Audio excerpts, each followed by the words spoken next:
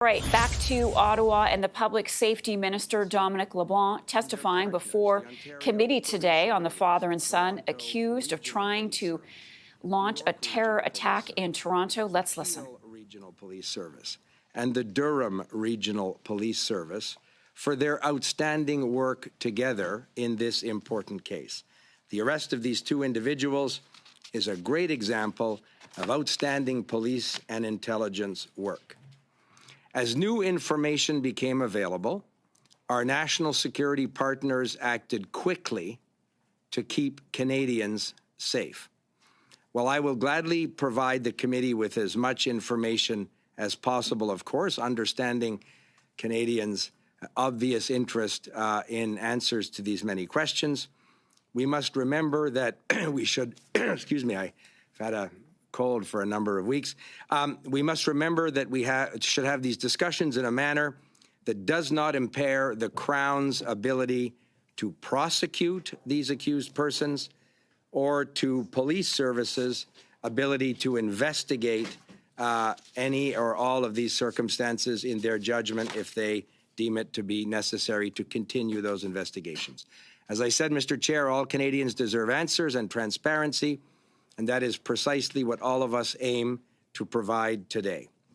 This morning, I submitted to the committee in English and French a chronology of events that was worked on by the security agencies represented with me at the table, and of course our Immigration, Refugee and Citizenship Department colleagues as well. Members will note the chronology shows that it was only in June of this year that CSIS became aware of the potential threat posed by these subjects. For greater precision, I was informed by CSIS on July 24th of this year, in a briefing where senior officials of the RCMP were also present, that CSIS had been assessing the threat from these individuals based on recent intelligence. Upon learning this information, CSIS took immediate measures to assess and obviously mitigate the threat.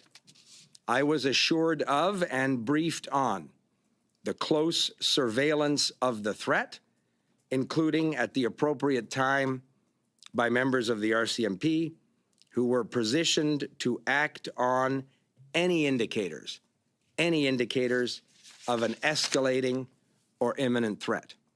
And as you know, these individuals were arrested on July 28th of this year and are now charged with 9 serious offenses, including terrorism-related offenses, and are currently incarcerated, remanded into custody.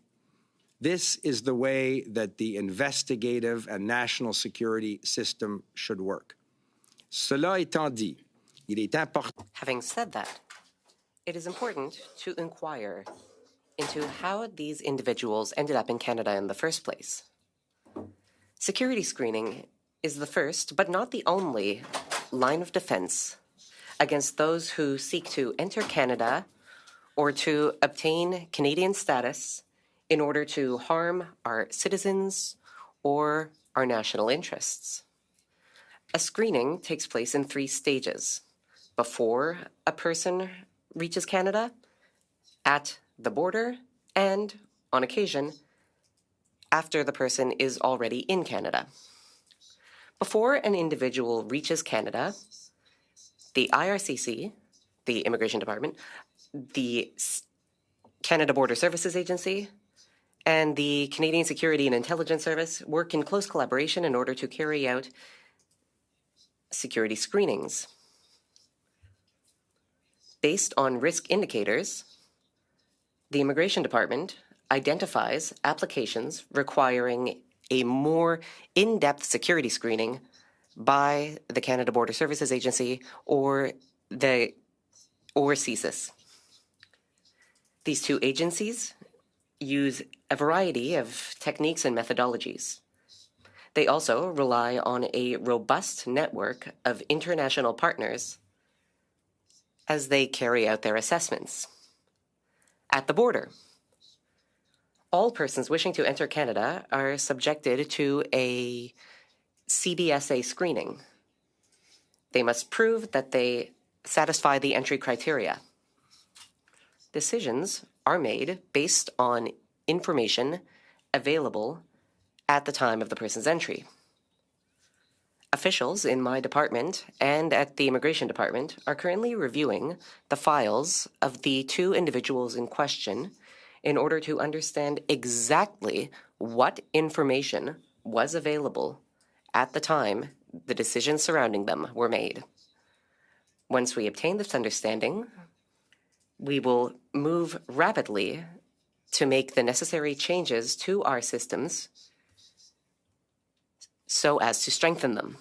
Important for Canadians to know, Mr. Chair, is that our security services operate continuously, seeking out threats within Canada and threats that may come to us from abroad, and then they respond quickly and effectively.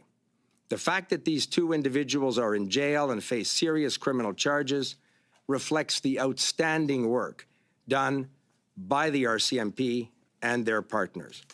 Mr. Chair, our government's broader counterterrorism efforts are designed to detect and prevent terrorism activities, obviously at the earliest opportunity.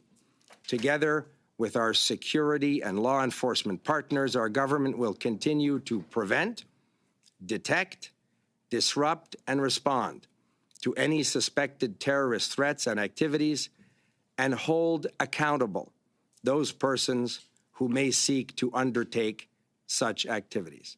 And with that, Mr. Chair, thank you for your invitation. I imagine most of you have missed me a lot over the summer. You must be very excited to see me. Looking at your smiling faces tells me that this is a very happy reunion, and I'm looking forward to our conversation that will follow.